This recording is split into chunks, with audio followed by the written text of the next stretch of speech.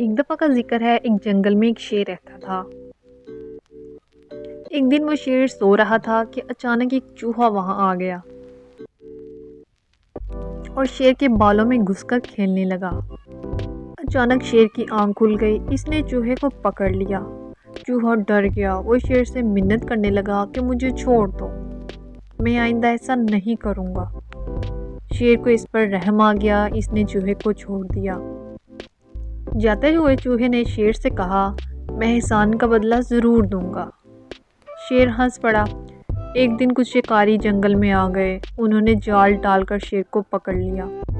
وہاں اچانک وہی چوہا بھی آ گیا، اس نے اپنے دانتوں سے جال کو کاٹ دیا۔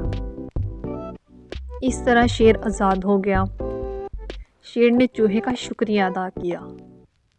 چوہے نے کہا کہ کوئی بات نہیں، ایک دن آپ نے میری مدد کی تھی اور آج میں نے آپ کی مدد کر دی، اس میں شکریہ کس بات کا؟ پیارے بچوں، اس کہانی سے ہمیں یہ سیکھ ملتی ہے کہ احسان کا بدلہ احسان ہوتا ہے۔ مزید اچھی ویڈیوز دیکھنے کے لیے میرے چینل کو سبسکرائب اور ویڈیو کو لائک کریں۔